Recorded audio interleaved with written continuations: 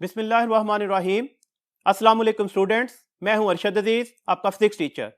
आज हम डिस्कस करने जा रहे हैं टेस्ट नंबर 3 को, जो कि बेस करेगा चैप्टर नंबर 13 के कॉन्सेप्ट्स पर।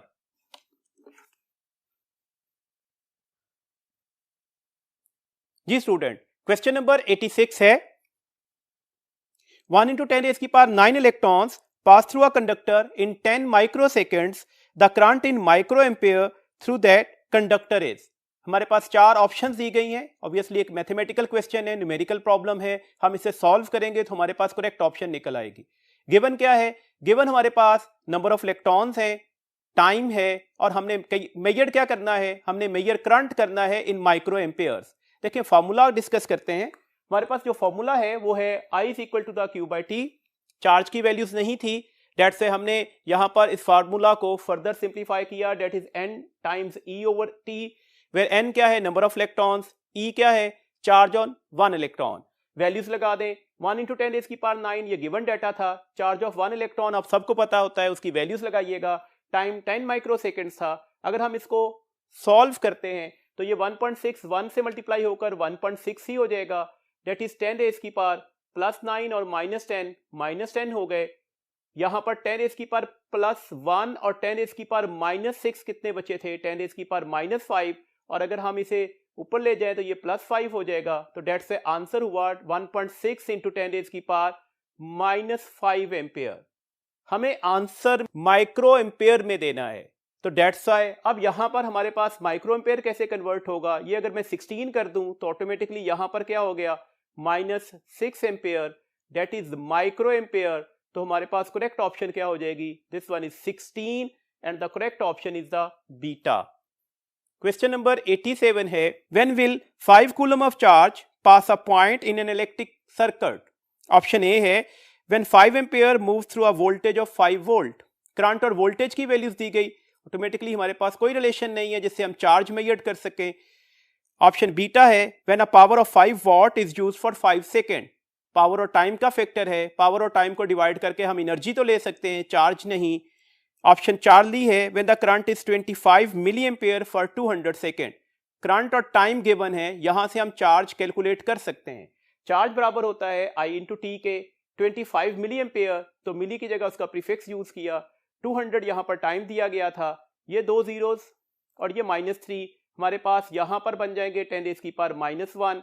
और ये 2 को हम अगर 25 से मल्टीप्लाई करते हैं तो ये 50 हो गया। तो डेट से हमारे पास यहां पर 5 कूलम निकल आएगा, बिकॉज ये एक जीरो 10⁻⁻1 से कैंसल आउट हो जाएगा। तो ये हमारे पास चार्ली ऑप्शन किस चीज को रिप्रेजेंट कर रही है? 5 कूलम को। डेल्टा ऑप्शन देखिएगा, उसमें भी करंट और टाइम की वैल्यूज दी गई है।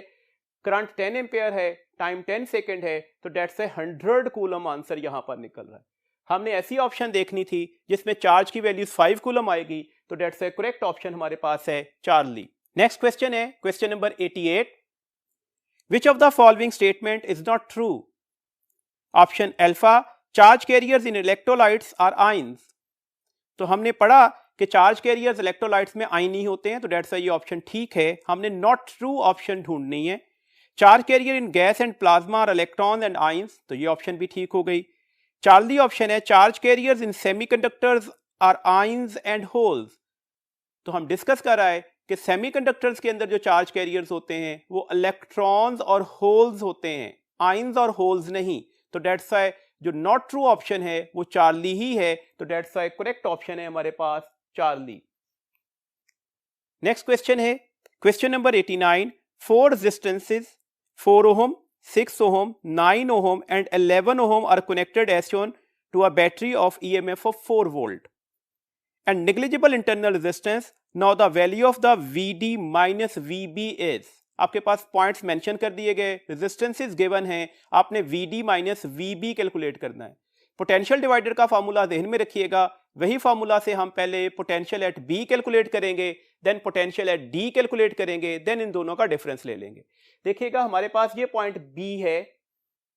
अगर ये पॉइंट B है तो इसका पोटेंशियल क्या होगा? यहां से लेकर यहां तक एक हमारे पास आर्म बना हुआ इसका, और ये सेकंड आर्म है। आपको नजर आ रहा है ये दोनों आपस में किस कॉम्बिनेशन में होंगे? पैरेलल में। और पैरेलल कॉम्बिनेशन में हमारे पास सेम पोटेंशियल ड्रॉप होता है। मतलब यहां से यहां तक भी 4 वोल्ट ड्रॉप होगा और इस जगह से यहां तक भी कितने वोल्टेज ड्रॉप होंगे, that is also the 4 volt. तो इस पॉइंट को ध्यान में रखिएगा।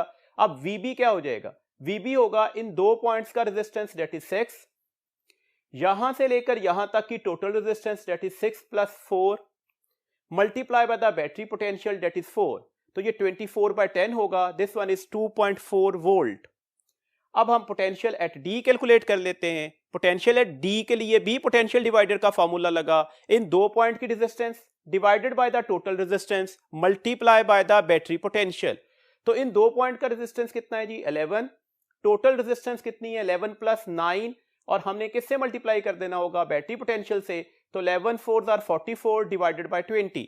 44 को अगर हम 20 से डिवाइड करते हैं तो आंसर जो होगा वो 2.2 वोल्ट निकलेगा। अब अगर मुझे VD माइनस VB करना है तो VD के पोटेंशियल से VB का पोटेंशियल माइनस करेंगे तो आंसर जो होगा वो 0.2 वोल्ट आ जाएगा, और इस आंसर के साथ नेगेटिव का साइन भी आएगा।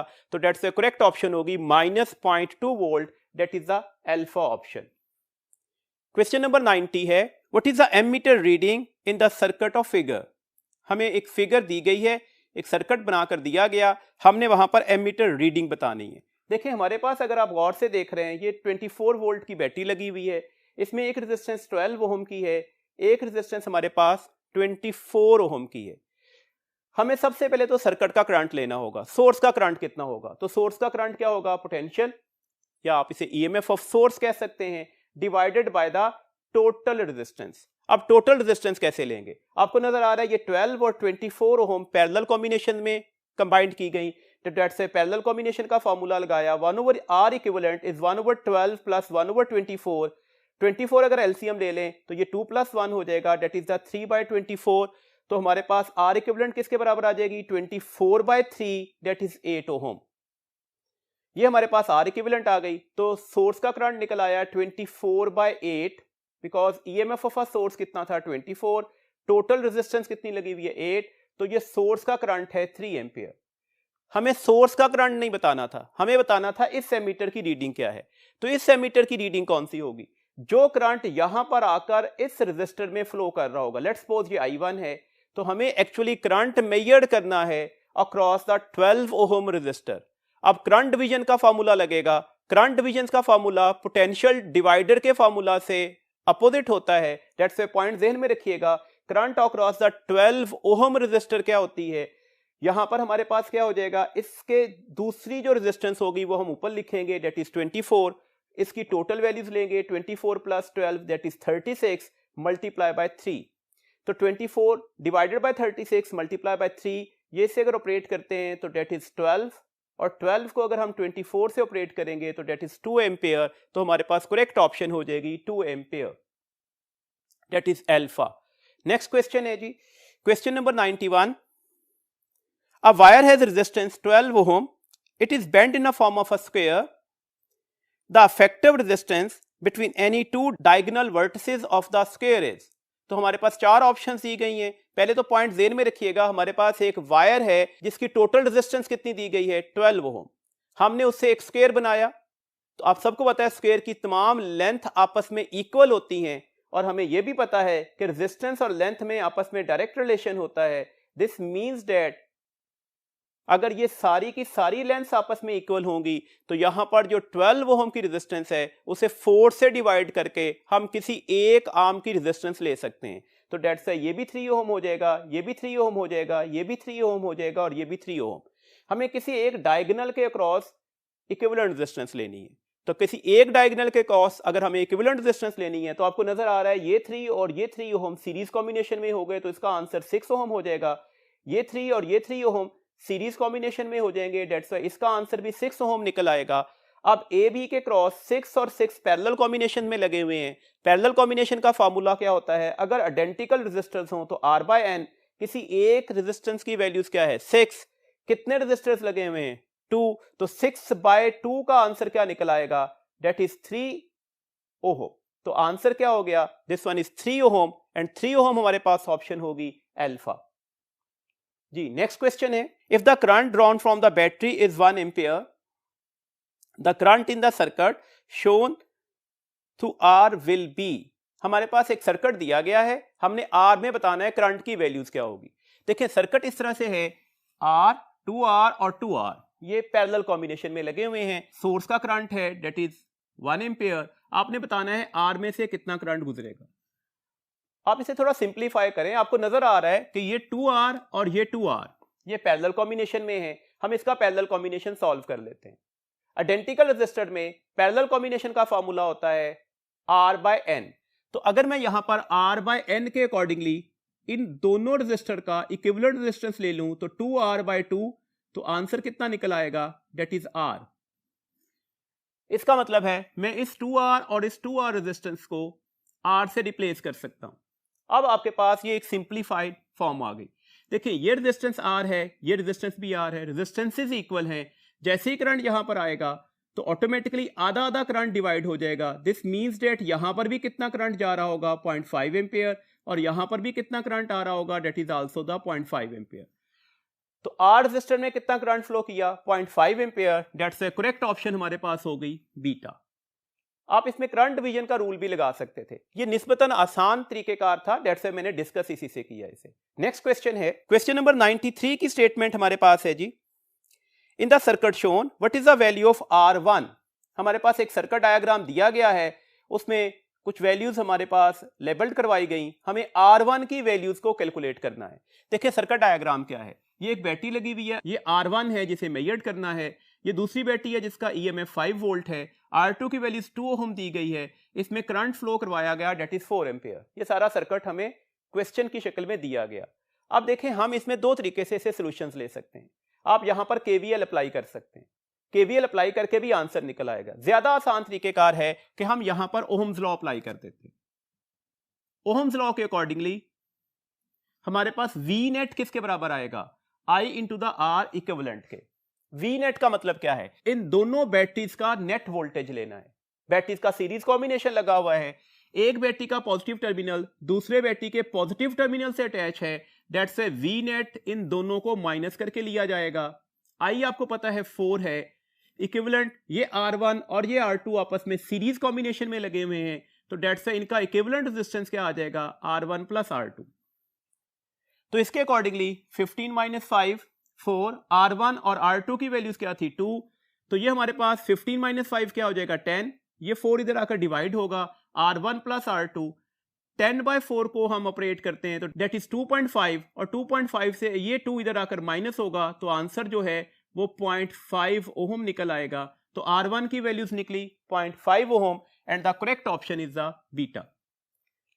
94 क्वेश्चन है, which of the following is the device with variable slope of current voltage graph. Current voltage graph का variable slope non ohmic devices का होगा। तो अभी हमने सिर्फ ये चेक करना है A, B, C और D ऑप्शन में कौन कौन से डिवाइसेस नॉन ओहमिक होंगे। जो डिवाइसेस नॉन ओहमिक होंगे उनका VI ग्राफ का स्लोप भी वेरिएबल निकलेगा। ऑप्शन A है फिलामेंट ऑफ बल्ब, तो ऑब्वियसली ये ऑप्शन ठीक है क्योंकि हम ऑलरेडी अपनी बुक में ये एग्जांपल पढ़ा है कि बल्ब नॉन ओहमिक डिवाइस होता है। ऑप्शन बी है सेमीकंडक्टर डायोड, ऑप्शन बी भी ठीक है, ये भी हमारी बुकिश एग्जांपल है कि डायोड भी नॉन ओहमिक डिवाइसेस होते हैं। ऑप्शन सी है ट्रांजिस्टर्स, तो ट्रांजिस्टर्स भी नॉन ओहमिक डिवाइसेस ही होते हैं। दैट्स व्हाई इन तीनों के तीनों डिवाइसेस का जो VI ग्राफ का स्लोप निकलेगा वो वेरिएबल होगा। दैट्स अ करेक्ट ऑप्शन हमारे पास हो गई डेल्टा। तो 94 क्वेश्चन की करेक्ट ऑप्शन है all of these. Next question है question number 95. Two wires of the same dimensions but resistivity ρ1 and ρ2 are connected in series. The equivalent resistivity of the combination is.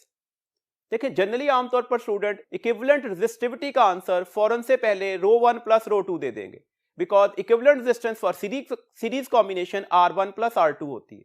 देखिए एक important parameter है यहां पर, देखिएगा हमारे पास दो वायर्स थी, इस वायर की लेंथ भी L है, ये दूसरी वायर है, इसकी लेंथ भी हमारे पास L है। अगर हम इन्हें जोड़ दें तो इनकी टोटल लेंथ किसके बराबर आ जाएगी, 2L के बराबर आ जाएगी। That's a no doubt R equivalent क्या होगा, R1 प्लस R2, बिकॉज हमने इसे सीरीज कॉम्बिनेशन में कनेक्ट किया। अब R इक्विवेलेंट किसके बराबर होगा, आप सबको पता है R का फॉर्मूला क्या होता है, that is the ρ L over A।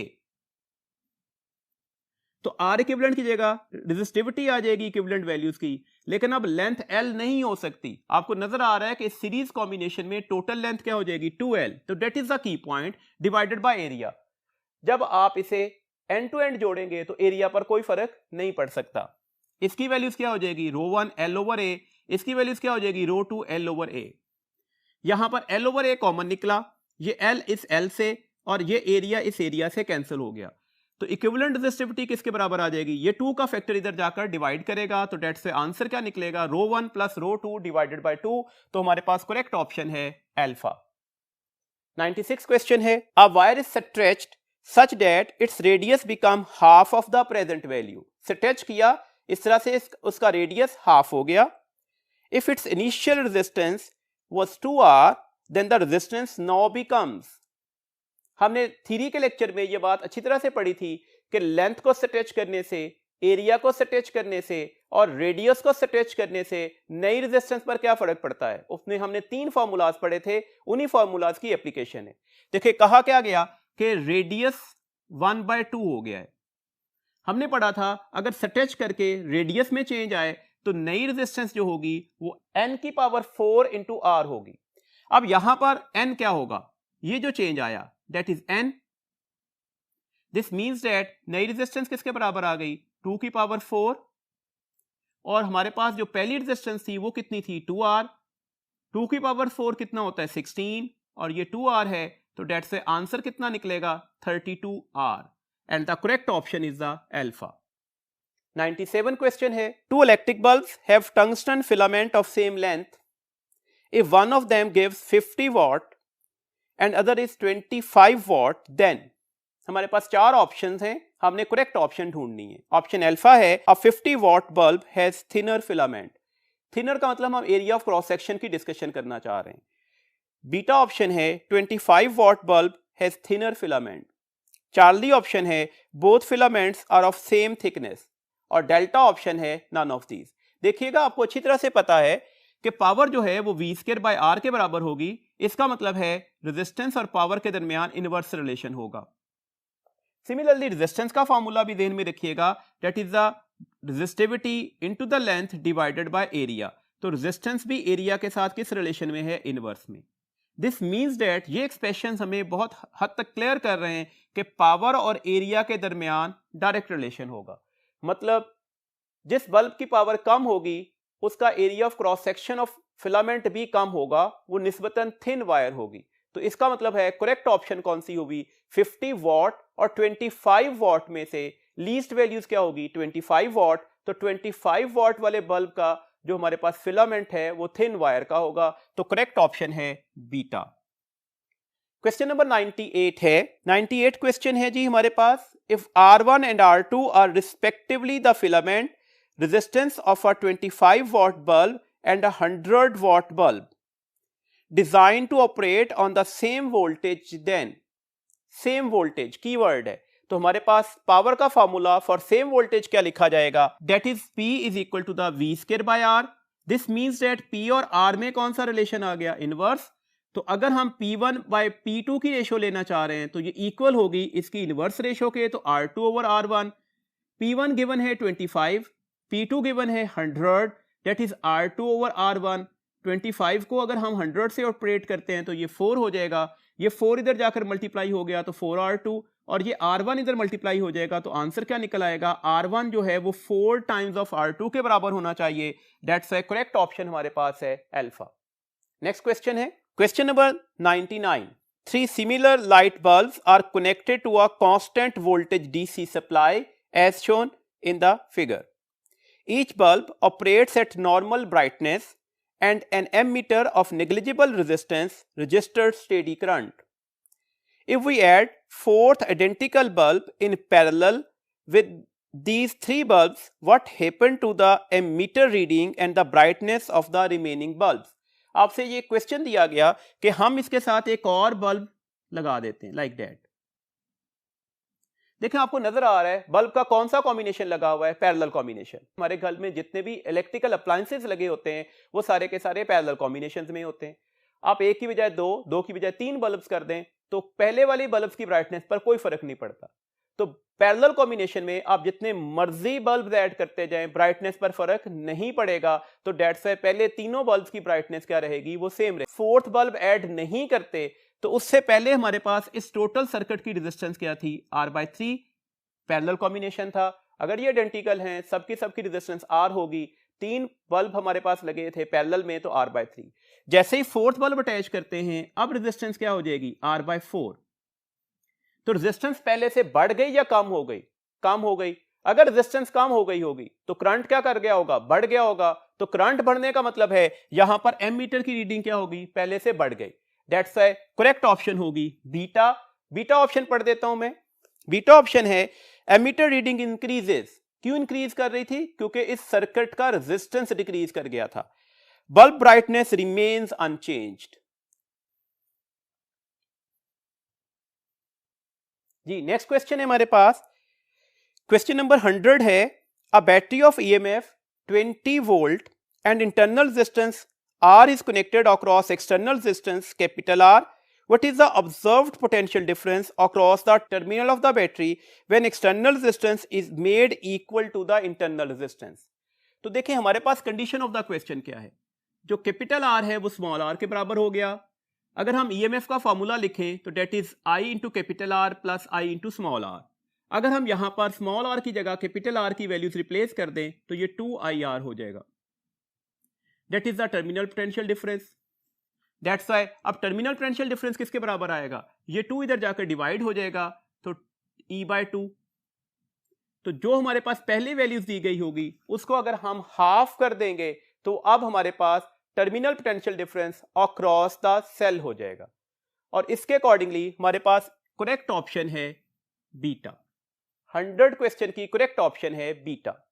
101 question है जी, the potential difference between the terminals of a cell in open circuit is 2.2 volt with resistance of 5 ohm across the terminals of a cell.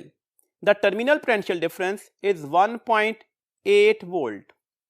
The internal resistance of the cell is, हमने internal resistance of the cell calculate करनी है। Once again हमें EMF और potential difference वाला formula utilise करना पड़ेगा। हमारे पास formula क्या होगा, E is equal to VT plus IR। हमें सबसे पहले I की वैल्यूज कैलकुलेट करनी है।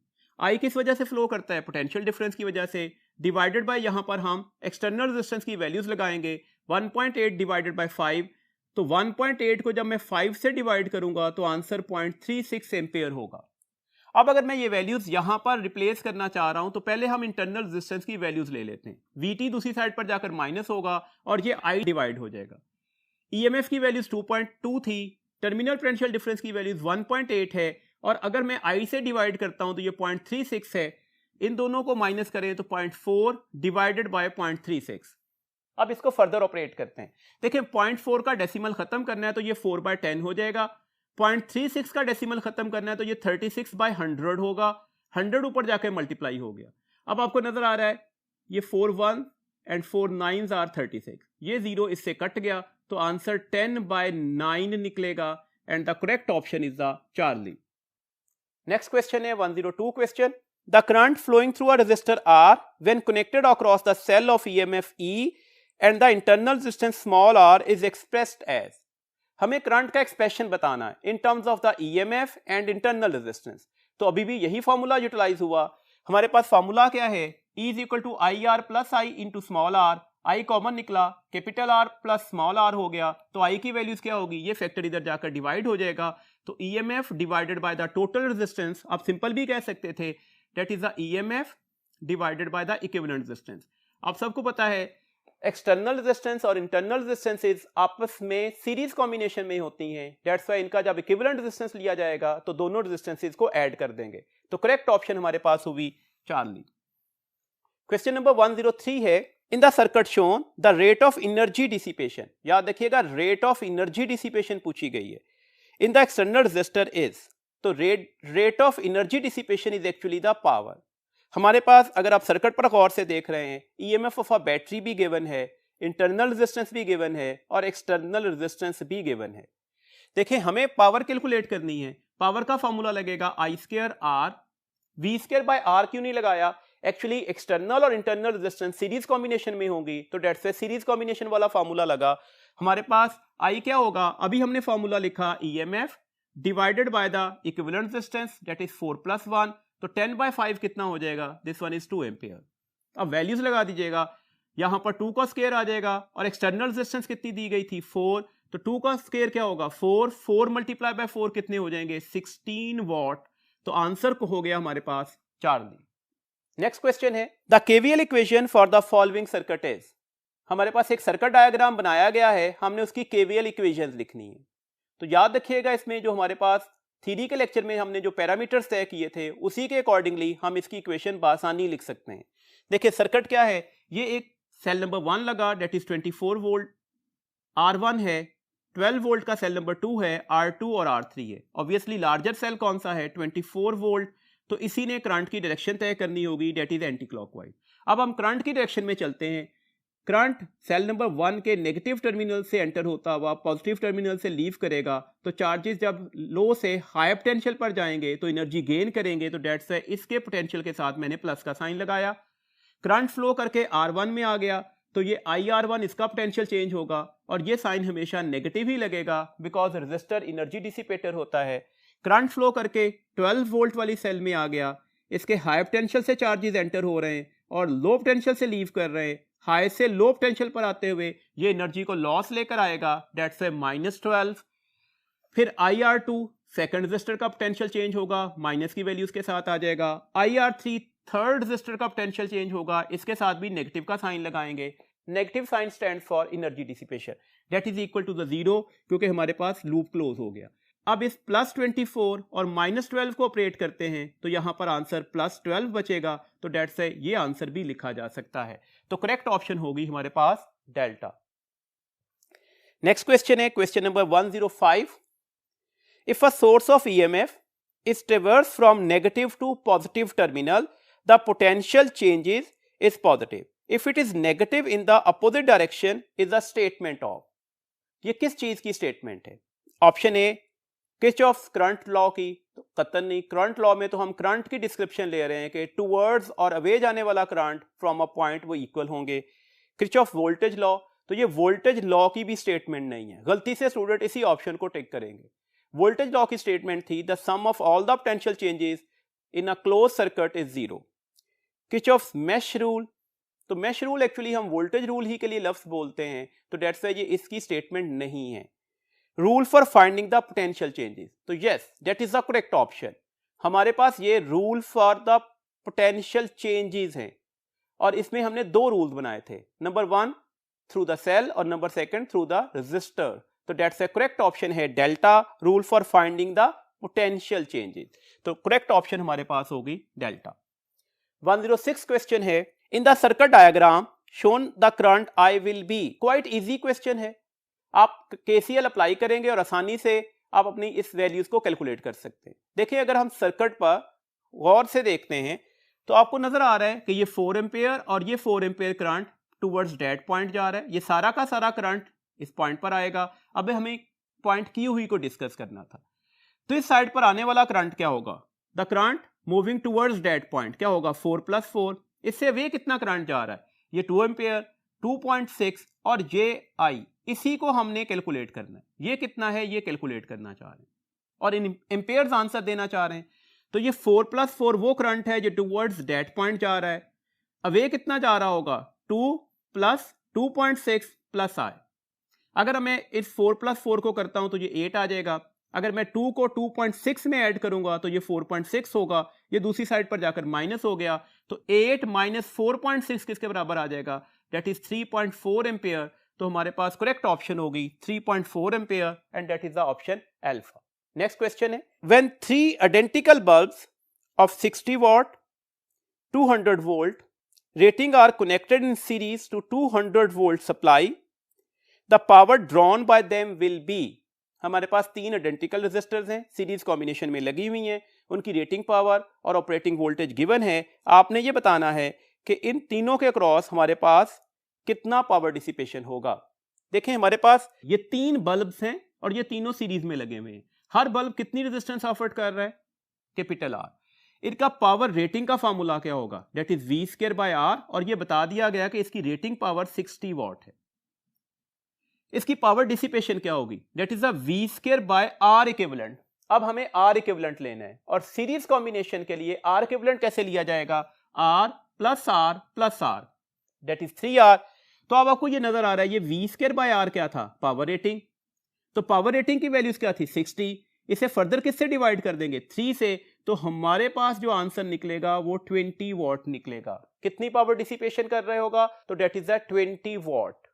अब याद रखिएगा यहां पर एक सिंपल सा फॉर्मूला है, अगर आपको power dissipation of series combination calculate करनी हो तो इतने लंबे चौड़े कामों की बजाय आप सिंपल क्या करेंगे, पावर रेटिंग को किससे डिवाइड कर देंगे, नंबर ऑफ बल्ब से।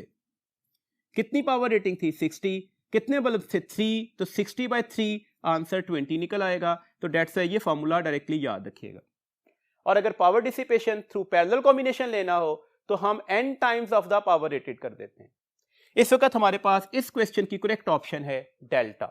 क्वेश्चन नंबर 108 है, the resistor of resistance R is connected to 25 volt supply, rate of heat produce in it is 25 joule per second. 25 joule per second, joule per second rate of change of energy है and that is actually power.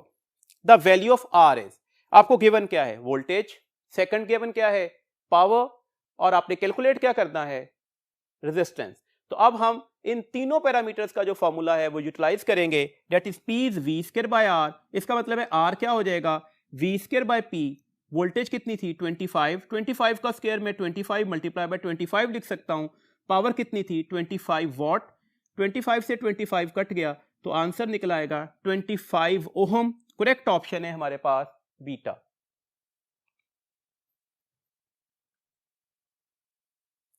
Next question है question number 109।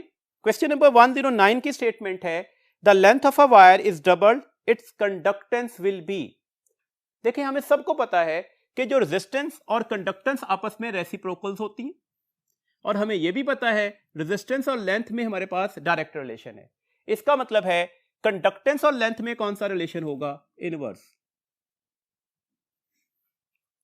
अगर conductance और length में inverse relation है तो अब question को गौर से पढ़िएगा, आपको ऑटोमेटिकली आंसर मिल जाएगा। क्वेश्चन क्या था, the length of a wire is doubled, what is the conductance. अगर लेंथ डबल कर दें तो इनवर्स रिलेशन कैसे जस्टिफाइड होगा, कंडक्टेंस यहां पर क्या हो जाएगी, हाफ हो जाएगी। तो करेक्ट ऑप्शन हमारे पास हुई बीटा। 1/10 क्वेश्चन है, 220 volt 100 watt bulbs are first connected in series then in parallel. Each time the combination is connected to 220 volt supply, the power drawn by the combination in each case respectively will be. मैंने अभी इसे एक दो question पहले ये formula discuss किए थे, वही फॉर्मूला अब यहां पर एप्लीकेबल होंगे। आपको पता है पावर डिसिपेशन, अगर हम टोटल पावर डिसिपेशन लेना चाह रहे हैं सीरीज कॉम्बिनेशन में तो फॉर्मूला लिखा भी था हमने, that is the power rated divided by the number of bulb. कितने बल्ब थे 2, कितनी पावर थी 100, तो आंसर 50 वॉट निकल आएगा। मैंने वहीं पर बोला था अगर ये बल्ब पैरेलल लगे होते तो अब टोटल पावर डिसिपेशन क्या होती, that is the n times of P, where n is the number of bulbs. कितने बल्ब्स हैं 2, पावर हर किसी की क्या है 100, तो आंसर कितना निकल आएगा 200 वॉट। तो दैट्स व्हाई हमारे पास ऑप्शन हुई चार्ली। 111th क्वेश्चन है, two unequal resistances are connected in parallel across a cell, which of the following statement is true. Option alpha है, same current is set up in both resistors. Unequal resistors थे और अगर ये parallel combination में लगी हो तो same current flow नहीं हो सकता, तो ऑप्शन ए गलत हो गई। Current through smaller resistor is more, obviously जिसकी रेजिस्टेंस कम होगी उसमें ज्यादा करंट पास करेगा, तो that's a correct option beta है। चार्ली ऑप्शन है, current through larger resistor is more, larger resistor में करंट ज्यादा नहीं होगा, ज्यादा अपोजिशन का मतलब है करंट कम होगा, तो दैट्स ये भी गलत ऑप्शन हो गई। एनी ऑफ दीज भी गलत ऑप्शन हो गई। तो इस वक्त हमारे पास बेस्ट ऑप्शन कौन सी हुई, बीटा। तो इस क्वेश्चन का हमारे पास आंसर क्या है, बीटा। क्वेश्चन नंबर 112 है, 4 equal resistors when connected in series dissipated 5 watt power. If they are connected in parallel, the power dissipated will be. ये अभी हम एक क्वेश्चन पहले भी ये फॉर्मूला डिस्कस कर रहे हैं। हमने कहा कि हमारे पास बल्ब हों या रेजिस्टर्स हों, बात एक ही है। उसमें सीरीज कॉम्बिनेशन में पावर डिसिपेशन का फार्मूला P/N होगा और पैरेलल कॉम्बिनेशन में टोटल पावर डिसिपेशन का फार्मूला N × P होगा, where N is the number of bulbs या नंबर ऑफ रेजिस्टर्स। अगर मैं इसी फार्मूला को यूटिलाइज करता हूं तो power parallel divided by power series, ये NP डिवाइडेड बाय P/N हो जाएगा। P से P कैंसिल हो गया तो डेट इज N स्क्वायर।